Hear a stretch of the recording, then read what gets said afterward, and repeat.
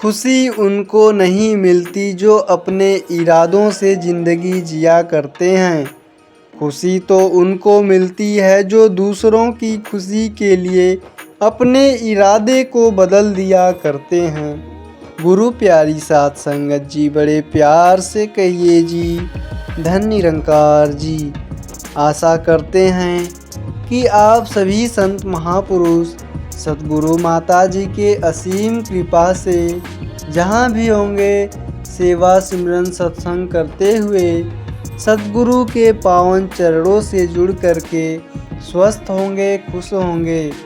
साथ संगत जी, आज के टॉपिक का नाम है दृष्टिकोण। साथ संगत जी, ट्रेन में दो बच्चे यहाँ वहाँ दौड़ रहे थे। कभी आपस में झगड़ जाते तो कभी किसी सीट के ऊपर कूद रहे थे। पास ही में बैठा पिता किन्हीं विचारों में खोया हुआ था। बीच बीच में जब बच्चे उसकी ओर देखते तो वह एक स्नेहिल मुस्कान बच्चों पर डालता था और फिर बच्चे उसी प्रकार अपनी शरारतों में व्यस्त हो जाते थे और पिता फिर उन्हें निहारने लगता था। साथ संगत जी, ट्रेन के सहयात्री बच्चों की चंचलता से परेशान हो गए थे और पिता के रवैये से नाराज। चूँकि रात्रि का समय था, सभी लोग आराम करना चाहते थे। बच्चों की भाग दौड़ को देखते हुए एक यात्री से रहा न गया और लगभग झल्लाते हुए बच्चों के पिता से बोल उठा, कैसे पिता हैं आप? बच्चे इतनी शैतानियाँ कर रहे हैं और आप उन्हें रोकते टोकते नहीं हैं, बल्कि मुस्कुराकर उन्हें प्रोत्साहन दे रहे हैं। क्या आपका दायित्व नहीं है कि आप इन्हें समझाएं? साथ संगत जी, उस सज्जन की शिकायत से अन्य यात्रियों ने राहत की सांस ली कि अब यह व्यक्ति लज्जित होगा और बच्चों को रोकेगा।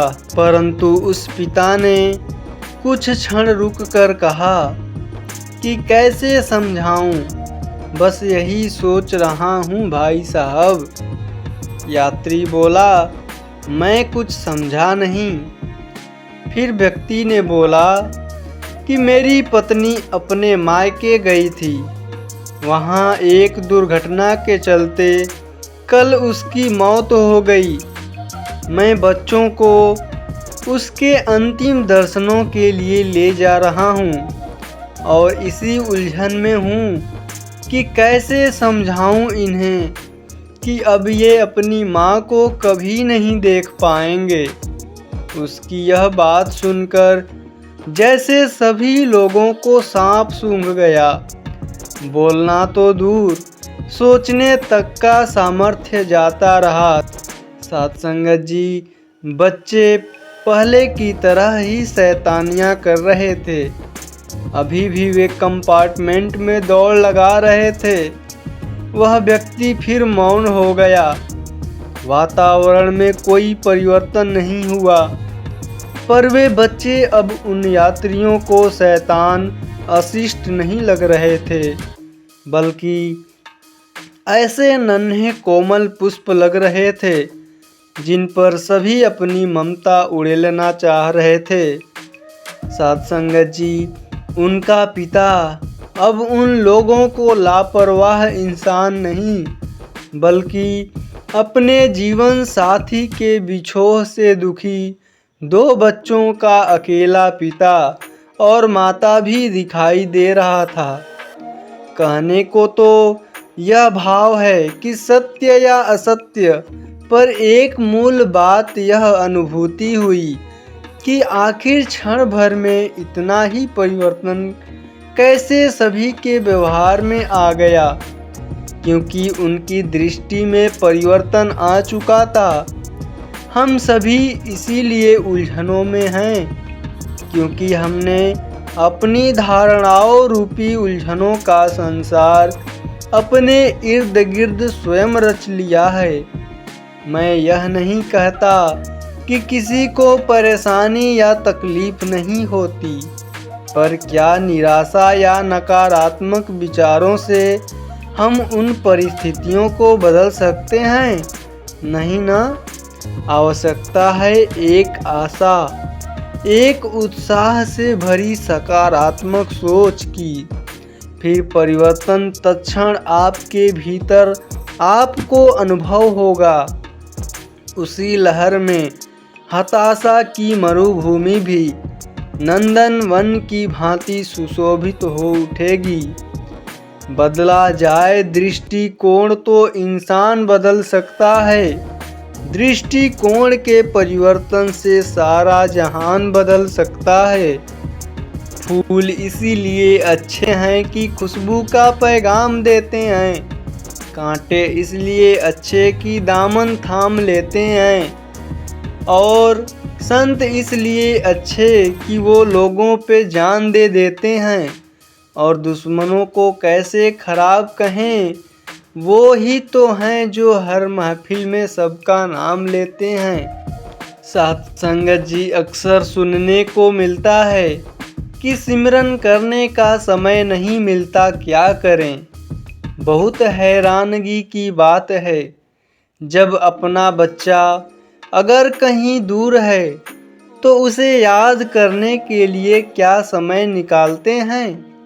वह तो सदा ही याद रहता है, बल्कि उसकी याद इतना परेशान कर देती है कि कई बार उसकी तरफ से ध्यान हटाने की कोशिश की जाती है। उसने खाना खाया या नहीं, अकेला है, बस यही चिंता। हर पल ध्यान में बच्चा। और हम प्रभु की याद को समय सीमा में बांधने की सोच रहे हैं। सिमरन करने के लिए समय की ज़रूरत नहीं है। चलते फिरते, उठते बैठते हर समय सिमरन कर सकते हैं। सिमरन की आदत डालने के लिए हम ऐसा करें कि हमारे घरों में 10 सीढ़ियां हैं। हम सोच लें कि 10 बार ऊपर नीचे आते हुए सिमरन करना है। हम अगर रोड के रेड लाइट पर खड़े हो रहे परेशान हैं, तो उससे अच्छा है कि हम सिमरन करें। अगर फ़ोन रखे हैं, फ़ोन में घंटी बज रही है, तो हम सिमरन करते रहें। रोटी अगर कोई पका रहा है, तो उस समय भी सिमरन करते रहें। किसी की इंतज़ार कर रहे हैं, तो इंतज़ार करते हुए भी सिमरन करें। यदि जीवन की हर छोटी बड़ी घटना को सिमरन के साथ जोड़ दें, तो देखेंगे कि आदत पड़ जाएगी सिमरन करने की। अब सिमरन के लिए समय नहीं मिल रहा, फिर तो श्वासों में सिमरन बस जाएगा। तू ही निरंकार, मैं तेरी शरण हाँ, मैनू बख्श लो। साथ संगत जी, उम्मीद करते हैं कि आज की यह साखी आप सभी संतों को ज़रूर पसंद आई होगी। फिर मिलते हैं ऐसे ही अगले सुंदर साखी में। साथ संगत जी, बड़े प्रेम से कहिए जी, धन निरंकार जी।